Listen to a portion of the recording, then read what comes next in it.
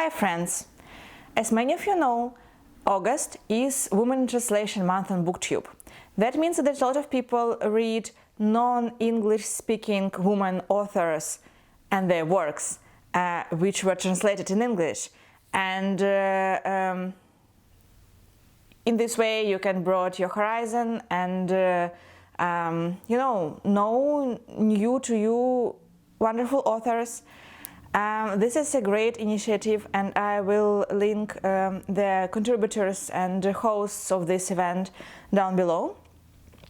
But while browsing through all these vlogs and TBRs of people who take part in Women Translation Month this year, of course I paid attention to Russian authors in translation because Russian is my mother tongue and I am really involved in Russian-speaking community.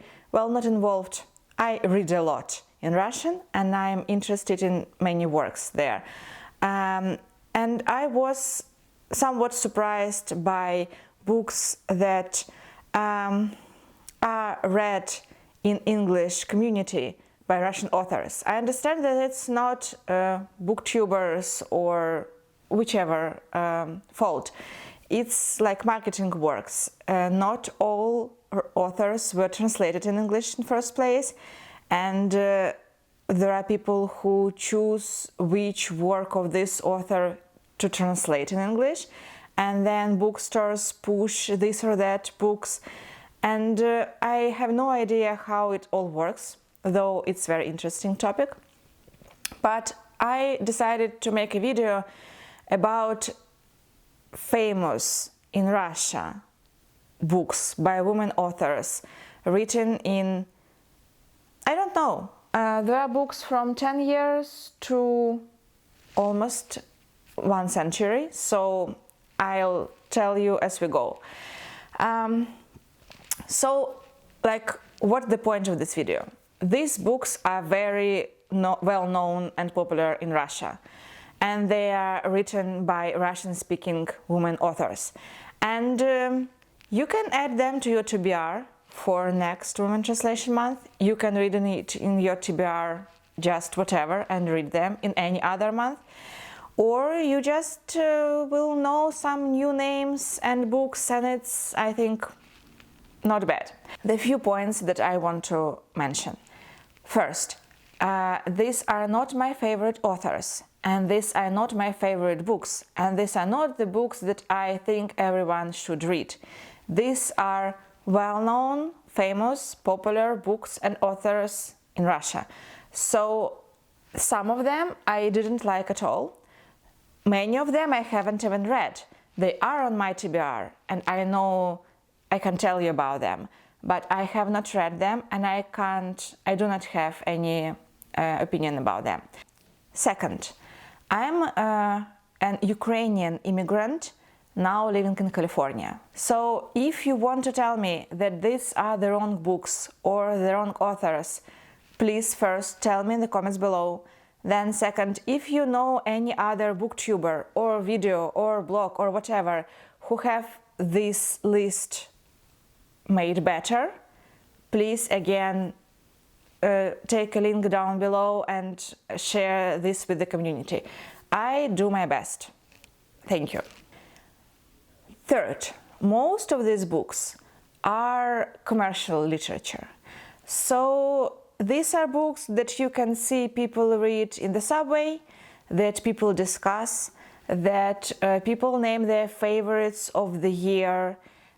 These are books that even people who read not many books during the year probably read.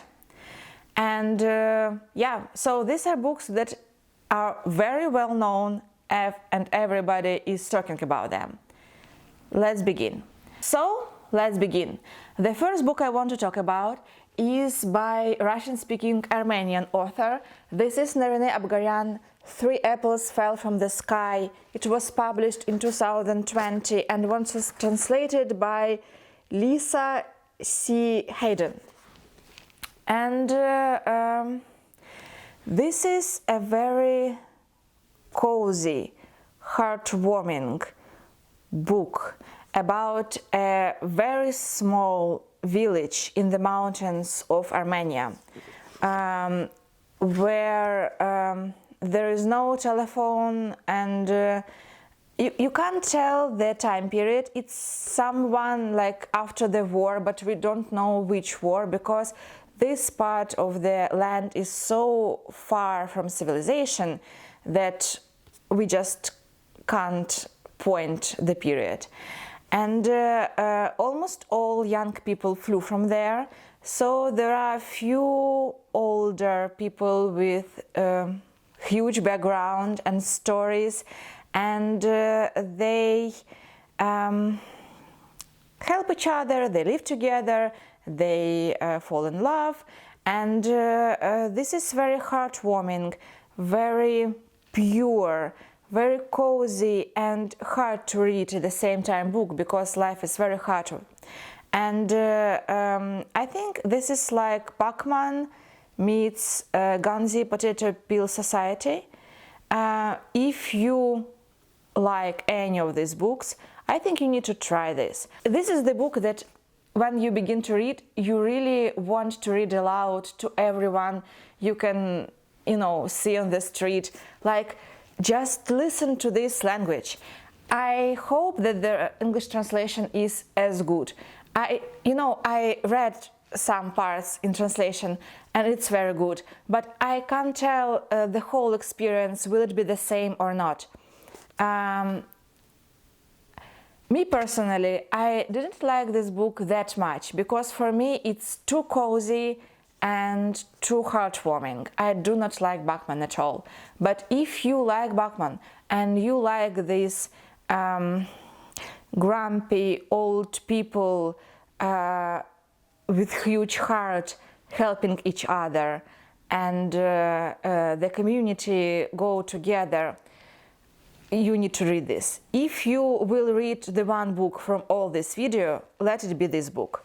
Also, there is magic realism in here, so for you to be prepared. And also, this book is soft touch, and it has French flaps, and I think it's gorgeously done. And read this book. This may be the best book of all in this video. So please read this. This is wonderful. The second book I want to talk about, I do not have it with me. I read it in Russian a few years ago, and I can't say that I loved it, but it's definitely a very interesting debut novel, and it was hugely popular in Russia. There is a huge movie adaptation last year, which also was crazy popular, and this is like the main Russian book of the previous few years. This is Zuleikha by Guzel Yakhina. Guzel Yakhina is a Russian-speaking Tatar author, and this story takes place in 1930 in a small Tatar village where the woman called Zuleikha lived with her husband and her mother-in-law, and she is treated horribly. At the beginning of the book, she is raped by her husband, and she is her life is a nightmare. And then Bolsheviks killed her husband, and she was taken to Siberia because that was the case with most of Tatars. They were transported to Siberia to live there. What she did not know at the beginning of the book, that while her husband raped her, she conceived a child. And so she began this journey on the huge train full of people who were sent to Siberia with the child under her heart. And there is this train journey, and then there will be a ship drowning, and then there will be a Siberia I don't want to say adventures, troubles.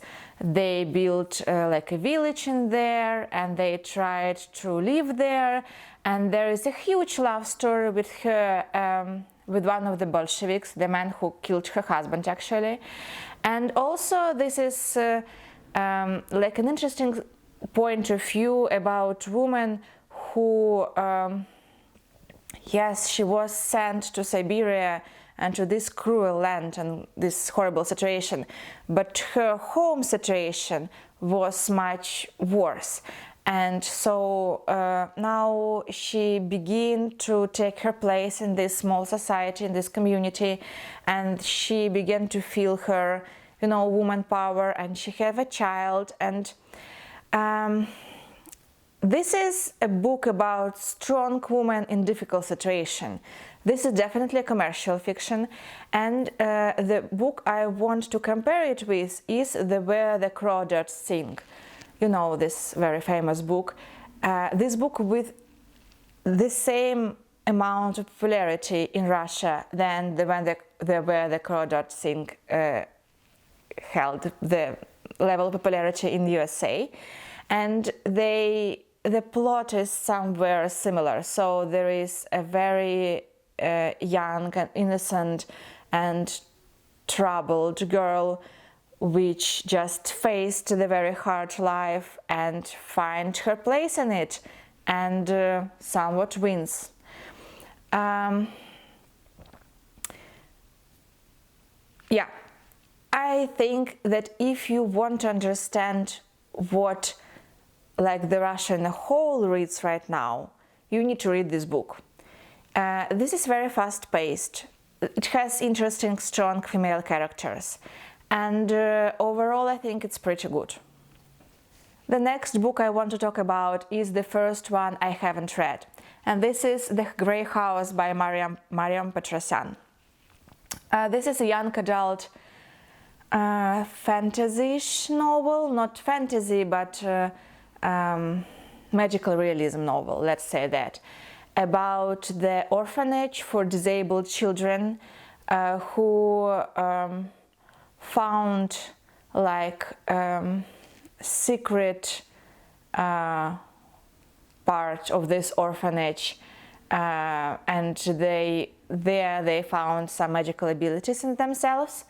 I do think that this is something like the Stranger Things meets Milorad Pavic, but I haven't read it. And the truth is, from the reviews, I do not understand what is the book about. It is very confusing, as I see, and there are only two types of reviews: 5 stars and 1 star. And I do think that you need, I mean, this is young adult book. I am definitely not young adult anymore. And I do want to love this book, but I am really scared to try it. Also, as I understand from reviews, the disabled children are describing in this book as something out of this world and something which do not belongs here. And I'm not sure I like this side of this story in a bigger picture. Like, you know, what young adult literature needs to be, and does it needs to teach or somehow educate young people. I do think that this book is more about outcasts of the society and how they form communities together, but in very magic realism, confusing way. I do think, though, that this is the most beloved book from the, you know, part of the society. It's almost have like a cult following. So if you want to understand what young adult literature is in Russia right now, read this book and you'll have this picture. I haven't read it, but it's on my TBR for sure. The next book I want to talk about is very hard for me to talk because I haven't read it in English, but it's one of my most favorite books in Russian. And it's for many, many years. I first read this book in high school, I think, and I still have very, very warm feelings for it, and I reread it often, often-ish. And I do not have it in English. But I will show you the cover, English cover in there, and I will show you my Russian edition, and you can compare it. I don't know what the marketing for this book was in the USA. I can't. This book, the author of this book is Max Frei, and the reason this book is in this video because Max Frei is a pen name for Svetlana Martynchik. It's a Russian-speaking author. She was born in Ukraine. Now she lives, I think, in Lithuania, but I'm not sure. Don't take my word on this. This is a urban fantasy novel about Sir Max. So Max Frei, it's like from the first name. So I tell my story. He lived in our world, and he couldn't find a place for himself in there, because he slept during the whole day, or he was sleepy, but he was widely awake at night. One night he saw a dream, and it was a dream it was one of his usual dreams, one of his usual places and peoples that he see in this dream often. And one of them spoke to him and told him that if you want, I can bring you to my world and you will work for me.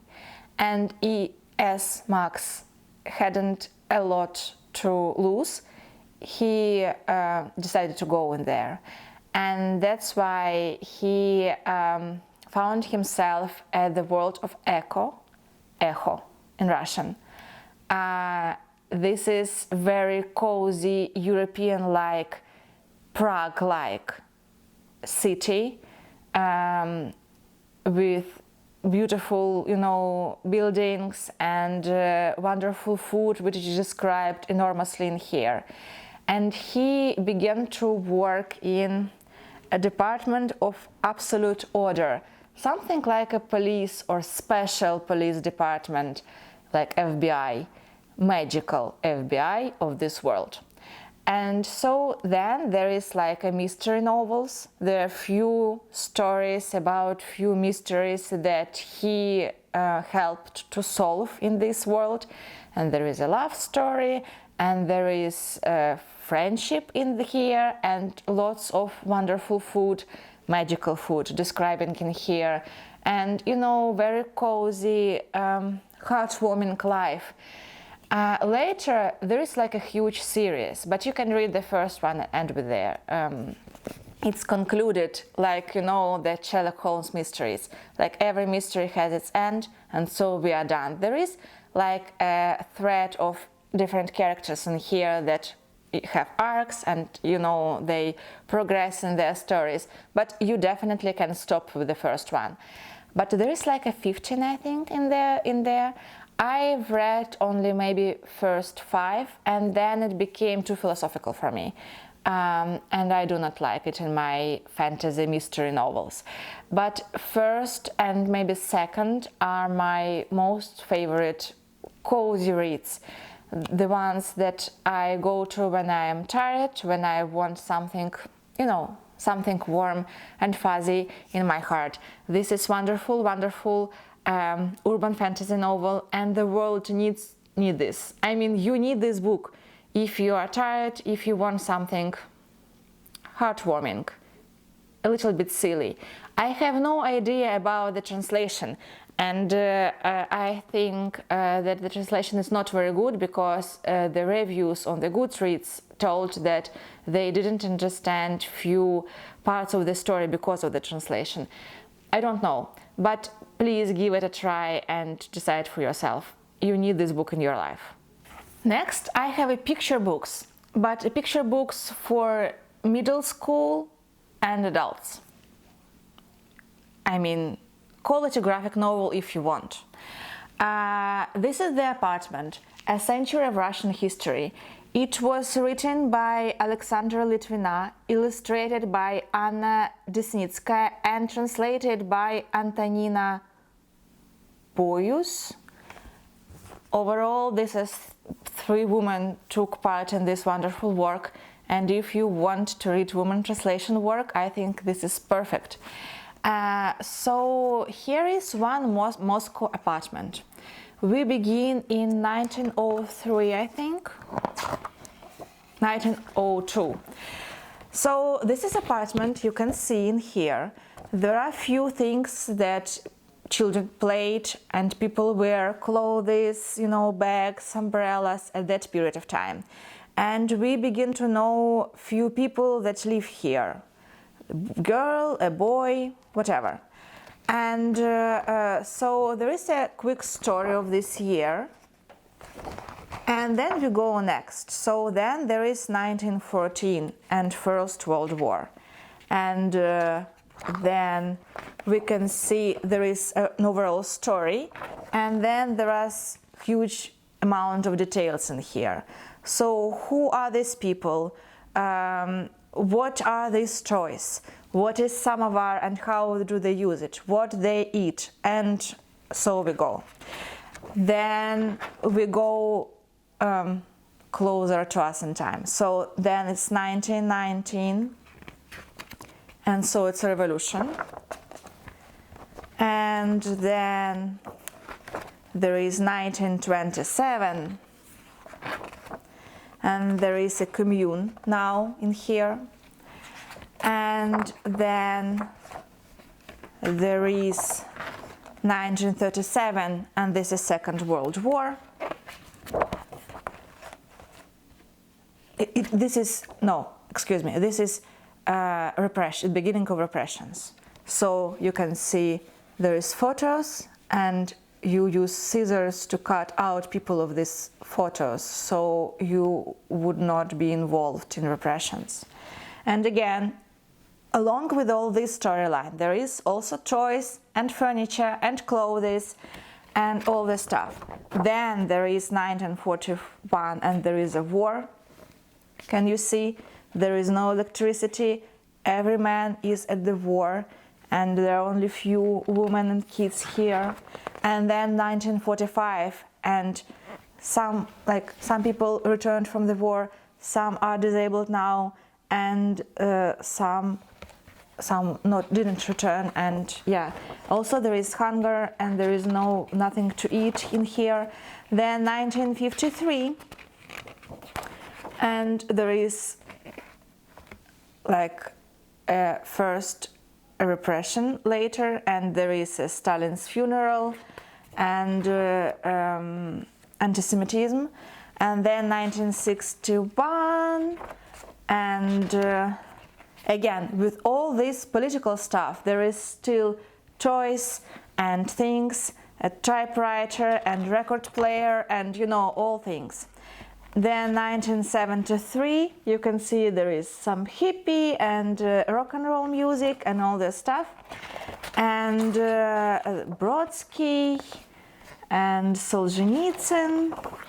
And then 1987, there is still a commune in here. And this is Perestroika. And then 1999, and okay, it ends with 2002, and now it's a hipster cafe in this apartment.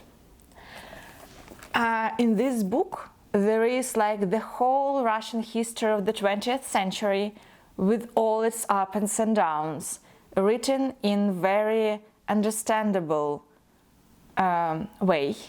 And it's a political stuff, but also it's day-to-day relationships, and you can see the relatives of the same people that we started with.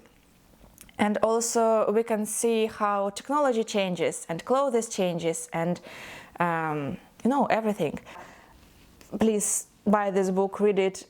Take it from the library. It's wonderful. I like it. Highly, highly, highly recommend. Dina Rubina, she's Israeli Russian-speaking author. She lived in Israel, but she's published in Russia. And the only her work that was translated in English is Leonardo's Handwriting. And the truth is, I haven't read this one, and I was not very interested in the synopsis, but I've read another her works, and I think they are very interesting. I would describe her as Elena Ferrante meet, I don't know, it's someone close to Elena Ferrante. But again, other her books. I don't know about this one, because this one is a magical realism. Leonardo's Handwriting, it's about a young woman, a young girl from the beginning, and she can write only in left-handed mirror handwriting. That's like Leonardo's handwriting. And this is like the one peculiar part of her personality which describes her at most, because she is like that, out of this world, very unusual, and she works in circus, and she travels all over the world, and she knows about mirrors more than anyone else, and I think it has heavy magic realism in it. And I do think that this author can be very commercially successful in USA, but I don't know about this particular book. I do think that her writing is beautiful and her works are interesting, but again, can't say about this one. Lyudmila Ulitskaya is a modern Russian classics. She is the most important Russian writer of our age, in my point of view. Her works are very interesting, very deep, and in the best traditions of Russian literature. I read few of her works, but I will recommend the one I haven't read, but it's on my TBR, and I am highly interested in reading it. Jacob's Ladder. This is her last novel at this point, and this meant to be her the most prominent work. And it gathers in itself all her strong parts in other books.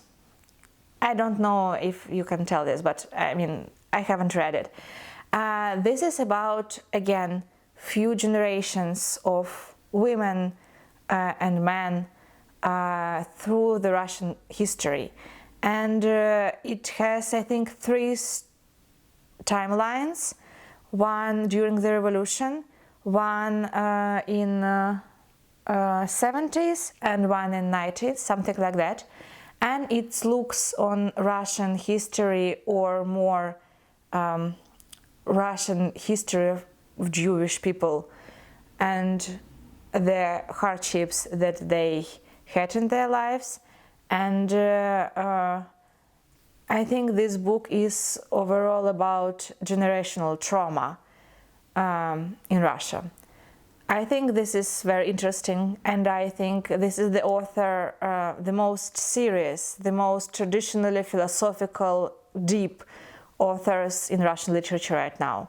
So yeah, Lyudmila Ulitskaya is a wonderful, wonderful choice if you want to read something in Russian. And then, you know, in this Women Translation Month, there is few prompts. And one of these prompts is not a novel. And because of these prompts, I decided to talk to you about 2 most important Russian-speaking women poets. And overall, 2 of the most important Russian poets of the 20th century. This is Anna Akhmatova and Marina Tsvetaeva. As you can see, their works were translated and published by Penguin Classics, but also by many, many others. I mean, you can find a lot of their books on Amazon and in the used bookstores. These are 2 wonderful poets of 20th century.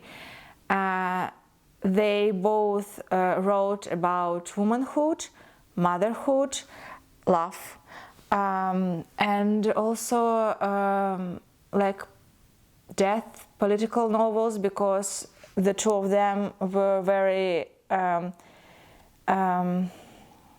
were both victims of Stalin's repressions. They or their relatives, their husbands, their kids, and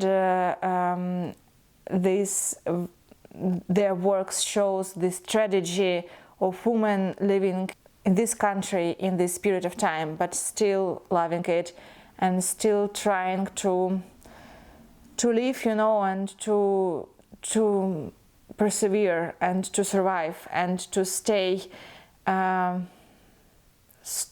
alive, to stay human. I want to read you a few poems. First, one poem from Anna Akhmatova and one poem from Marina Tsvetaeva, just to make this video more interesting and to give you a taste of their works. I am not a big poetry reader, but I'll try to do my best. Anna Akhmatova selected poems. Song of the last meeting. My breath grew cold and numb, but my feet were light. On to my right hand I fumbled the glove to my left hand. It seemed that there were many steps. I knew there were only 3. An autumn whisper between the maples kept urging, "Die with me." Change has made me weary. Fate has cheated me of everything. I answered, my dear, I'll die with you. I too am suffering." I was a song of the last meeting. Only bedroom candles burned when I looked into the dark house, and they were yellow and indifferent. From the Requiem. Already madness trails its wing decisively across my mind. I drink its fiery wine and sink into the valley of the blind. I yield to it the victory. There is no time, there is no room, except to sue the peace with my, however strange, delirium. I fall upon my knees, I pray for mercy. It makes no concession. Clearly, I must take away with me not one of my possessions, not the stone face, hollow blanks of eyes, my sons, through pain's exquisite chisel, not the dead's close strength in the hour of prison visits, not the dear coolness of his hands, no, dimmed in distant illusion, like limed trees, shady turbulence, his parting words of consolation. Marina Tsvetaeva died from suicide, and so you can feel this feeling of an ending in most of her works of the late period. I want to read the one that is hugely known in Russia because there was a song on these words, and this song was in the very famous movie. So like everyone knows this from the very early age, and I was raised with this, and I do think this is wonderful words, and it's so funny to read them in English, actually. I am glad your sickness is not caused by me. Mine is not caused by you. I am glad to know the heavy earth will never flow away from us, beneath our feet, and so we can relax together and not watch our words. When our sleeves touch, we shall not drown in waves of rising blush. I am glad to see you calmly now embrace another girl in front of me, without any wish to cause me pain, as you don't burn if I kiss someone else. I know you never use my tender name, my tender spirit, day or night, and no one in the silence of a church will sing their hallelujah over us. Thank you for loving me like this, for you feel love, although you do not know it. Thank you for the nights I've spent in quiet. Thank you for the walks under the moon you've spared me and those sunset meeting unshared. Thank you. The sun will never bless our heads. Take my sad thank you for this. You do not cause my sickness, and I don't cause yours. Some ancestor of mine was a violinist and a thief into the bargain. Does this explain my vagrant disposition and hair that smells of the wind? Dark, curly-haired, hook-nosed, he is the one who steals apricots from the cart, using my hand. Yes, he is responsible for my fate. Admiring the ploughman in his labor, he used to twirl a dog rose in his lips. He was always unreliable as a friend, but a tender lover. Fond of his pipe, the moon, beds, and all the young women in the neighborhood. I think he may have also been a coward, my yellow-eyed ancestor. His soul was sold for a farthing so he did not walk at midnight in the cemetery. He may have worn a knife tucked in his boot. Perhaps he pounced round corners like a sinuous cat. I wonder suddenly, did he ever play the violin? I know nothing mattered to him any more than last year's snow. That's what he was like, my ancestor. And that's the kind of poet I am. I do think that you can't tell everyone that you know and love and read Russian literature without reading these two wonderful women works. I do think these are the most important women voices in Russian history in 20th century, and they give a base for tenderness of Russian poetry. Yes, this is a lot of I wanted to talk to you about. I can't say this is a perfect video. I can't say this is a full review. There are many other Russian-speaking women authors that I haven't mentioned, and I do think that there are better lists of this kind somewhere, but I haven't found them. So here is my version. Sorry about any stumbling, sorry about not reading some of these books, and so I mean I can't tell you the whole truth about them, but I hope I interested you in some of them and in Russian-speaking women literature in general.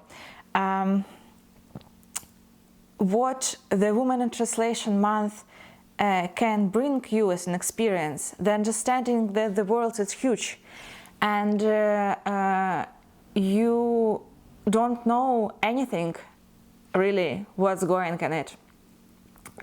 You don't understand readers in other countries, and you can try to read something that they like and to try to understand why they like it and how these people are different and similar to you. Maybe you are closer to them that you expect to be, and you will like these books as much as most Russian people are. So I hope you like this video, and I hope I see you in next videos. Bye!